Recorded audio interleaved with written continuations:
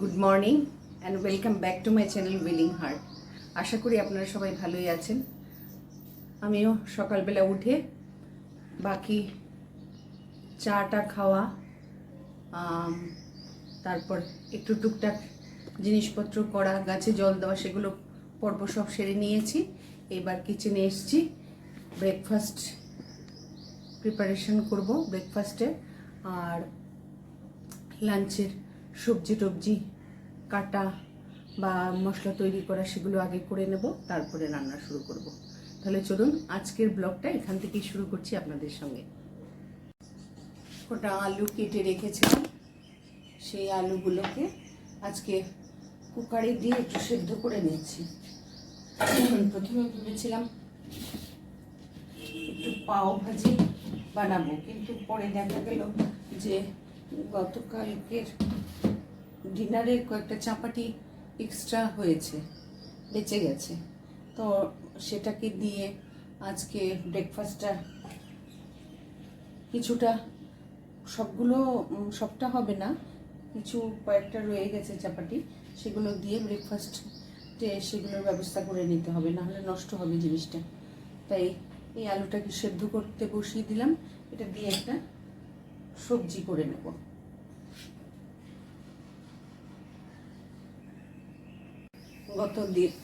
গতকাল বেশ কতটা আম নিয়ে এসছে, কিন্তু এখনও কিন্তু 80 টাকা কিলো যাচ্ছে। আর লিচু এনেছে, লিচুগুলো এতটা দর্শনধারী না, একটু টকটক আছে, খারাপ না, খাওয়া যায়, কিন্তু সেটা 150 টাকা করে। আর আমটা এনেছে 80 টাকা করে। 80 টাকার নিচে যাচ্ছে না কিন্তু এখনো। আগে তো 100 ছিল, এখন নেমে 80-তে হয়েছে। আমটা দেখতে সুন্দর লাগে, তাই সামনেই ছিল, এখানে রেখেছি। আজকে ঝিঙে দিয়ে একটু পোস্ত করবো, ঝিঙে পোস্ত। কুকারে সিটি হচ্ছে, সেদ্ধ হয়ে যাচ্ছে প্রায়। এই দুদিন আগে যে বুদ্ধ পূর্ণিমাটা গেল, সেদিন ভেবেছিলাম ঠাকুরকে একটু ফল, মিষ্টি, চিনি টিনি এইসব দিয়ে একটু ঠাকুরকে পুজো দেব, কিন্তু সম্ভব হয়ে ওঠেনি দুটো কারণে। 1 নম্বর, এই প্রচণ্ড গরম সকাল থেকেই শুরু হয়ে যায়। আমি যদি ওদিকে পুজোর সাজুটা করতে যাই, এদিকে রান্নাটা দেরি হবে, রান্নাটা দেরি হলে মোটামুটি 11টা, সাড়ে 11টার সময় এখানে ফার্নেসের মতন হয়ে যায়, ঢোকা যায়। আর এইটা গেল, আর অভিভাবকটার সর্দি গন্ডি হয়েছে, খুব কাশি হয়েছে, ওকেও ম্যাক্সিমাম সময়টা একটু দেখে দেখে রাখতে হচ্ছে। সেই সব মিলিয়ে আর সম্ভব হয়ে ওঠেনি। তখন মনে মনে বলেছি, যেভাবে যখন যেভাবে দেখেছ সেইভাবেই তো চলতে হবে।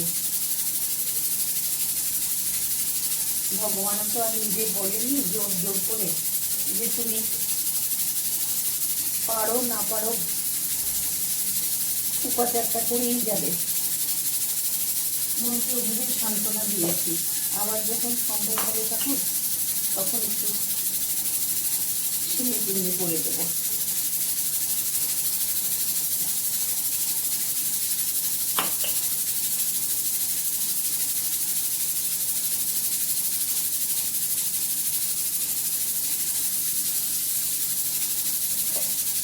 মৌসুমিটা নষ্ট হয়ে গেল।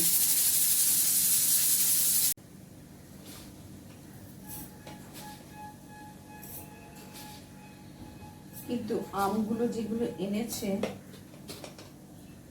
মেয়ে খেয়ে বললো এতটা মিষ্টি এখনো হয়নি। আমি বললাম একটু শব্দ শব্দ উঠছে চারিদিকে, আর একটু গাছ পাকা হোক, তখন ভালো হবে স্বাদটা। ঝিঙে পোস্ত, ঝিঙেটা আগে কেটে নিই।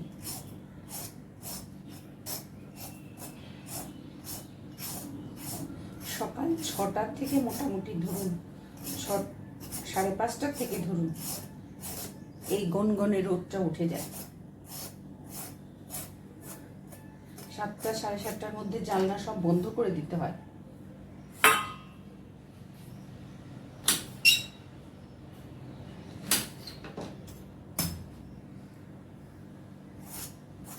ঘূর্ণিঝড় নাকি আসছে করছে, জানি না আদৌ সে আসবে কিনা।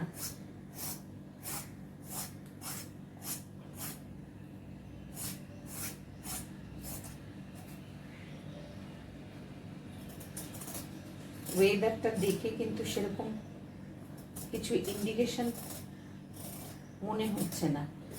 কোনো কিছু একটা সাইক্লোন বা সেরকম কিছু হলে কিন্তু দেখবেন একটু ওয়েদারটা ঘোলাটে ঘোলাটে থাকে, সেটা কিন্তু কিছু দেখছি না। একদম পুরো ক্লিয়ার স্কাই, সানশাইন।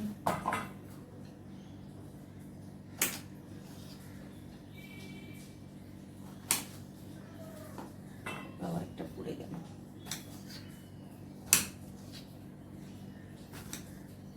ডুমো ডুমো করে একটু কেটে একটা আলু দিয়ে দেব, আর পোস্তটা আর একটু কাঁচা লঙ্কা গ্রাইন্ডারে গ্রাইন্ড করে নেব।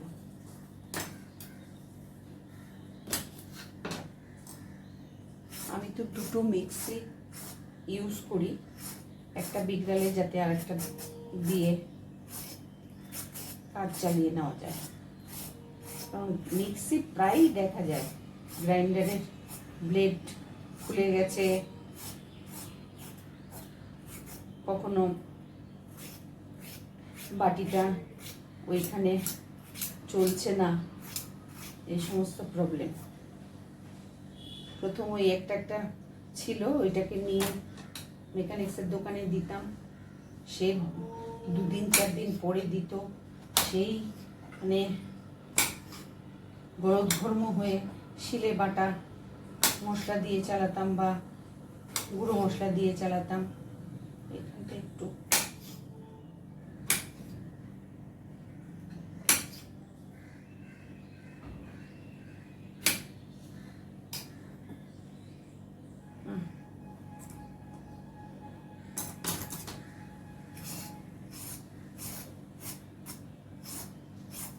যাদের গ্রামে বাড়ি ফসলের জমি আছে, শুধুমাত্রই ধান না, এই সবজি, চাল কুমড়ো, মিষ্টি কুমড়ো, ঝিঙে, শশা, এসব জিনিস ফলন হয়, তাদের ভিডিও যখন মাঝে মধ্যে দেখি তখন মনে হয় যে কতটা প্রকৃতির সঙ্গে এদের অ্যাটাচমেন্ট। মাইলের পর মাইল জমিতে শস্য হয়েছে, সবজি হয়েছে, তার ফলন হয়েছে, সেখান থেকে বাড়ির খাবারের জন্য সবজিটা যাবে, রান্না হবে, সেই সবজির স্বাদই আলাদা। টাটকা টাটকা সবজি।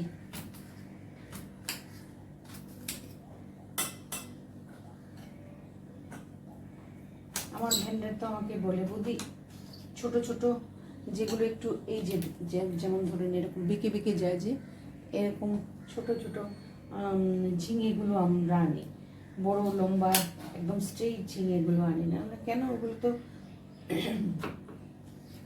খুব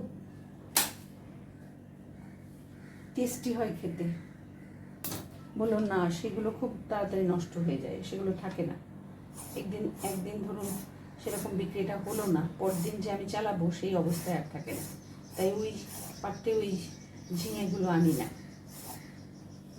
ও তো অঙ্ক জানা ছিল না।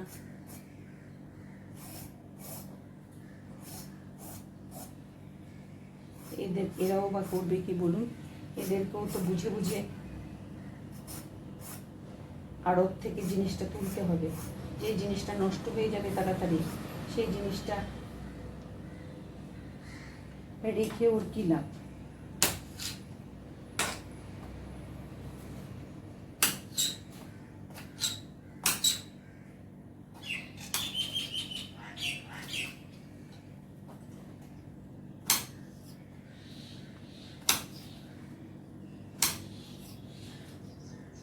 আমাকে যদি এই ঝিঙে, পোস্ত, একটু মটর ডাল বা ছোলার ডাল, এসব একটা ডাল আর একটা সবজি দিয়ে দেওয়া যায়, একটা ওর সঙ্গে একটা গন্ধলেবু, একদম তবা তবা চেটে পুটে খেয়ে নেব। আর সঙ্গে যদি একটা কোনো শাক থাকে তাহলে তো কথাই নেই। আমি শাক খুব লাইক করি। এত ঝুট ঝামেলার মধ্যেও তো, তাড়াহুড়োর মধ্যেও আমি শাক রান্না করি। পাট শাকটা রান্না করেছি 2 দিন। আমার হাজব্যান্ড আবার পাট শাক খুব একটা পছন্দ করে না, খায় না যে তা না, দিলে খায়, বলছে তোর এগুলো একটু কীরকম স্লিপারি লাগে, ওটা ভালো লাগে না। তার থেকে বলো হচ্ছে কলমি শাক করো কুমড়ো দিয়ে, সেটা বেশি ভালো লাগে। এই যে কাটা হয়ে গেল, কথা বলতে বলতে। ঝিঙেটা এই যে আলুটা সিদ্ধ করে নিয়েছিলাম, আলুটা দিয়ে একটু কালো জিরে কাঁচা লঙ্কা দিয়ে আর সল্ট, হলুদ গুঁড়ো দিয়ে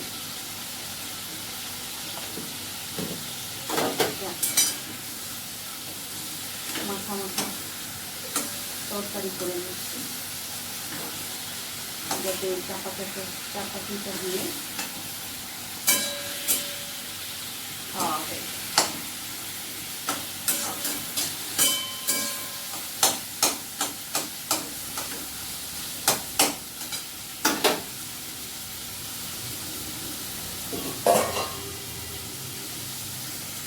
কালকে সন্ধ্যের পর টুকটাক জিনিসপত্রের জন্য কাছাকাছি মার্কেটে বেরিয়েছিলাম।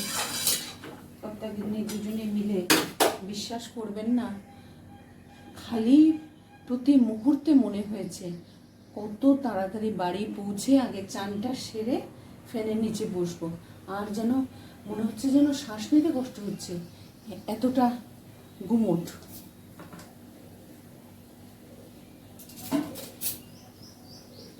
যে কোনো সময় যে কোনো বয়সের মানুষ অসুস্থ হয়ে যাবে, কত দিন আছে।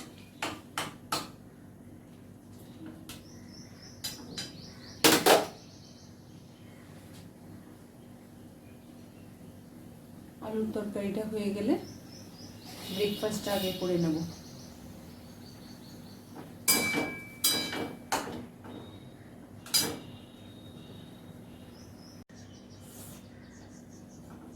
রান্না শুরু করে দিয়েছি। এখানে কালো জিরে কাঁচা লঙ্কা ফোড়ন দিয়ে একটু ঝিঙে পোস্তটা বসিয়ে নিচ্ছি। বিশেষ কিছু রান্না করব না, ঝিঙে পোস্ত আর একটা ছোলার ডাল রান্না করব।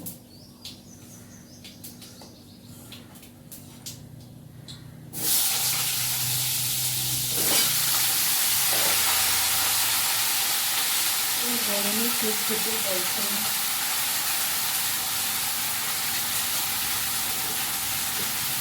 ম্যাক্সিমাম ওই একটু ম্যাগি করে দাও,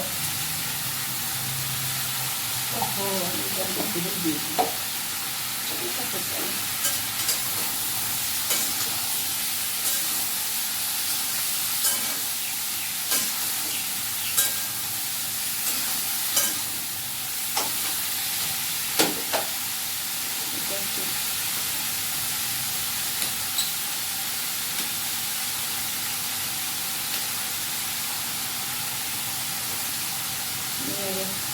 নিচ্ছি। আর টমেটোটা একটু দিয়ে দেবো। টমেটোর কী অবস্থা, আগেরটা করে দেবো পুরো সাইজ।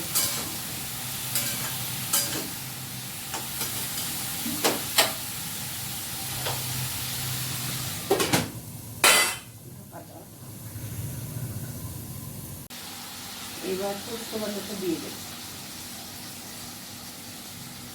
দিয়ে এটা মধ্যে একটু জল দিয়ে সেটা দিয়ে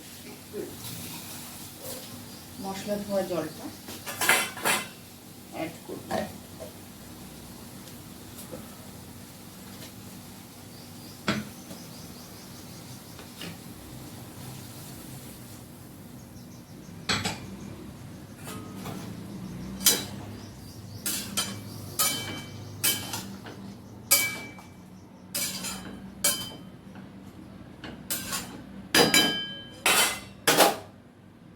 গ্যাসটা একটু সিমে করে দিয়ে এটা চাপা দিয়ে দেব। হয়ে গেল।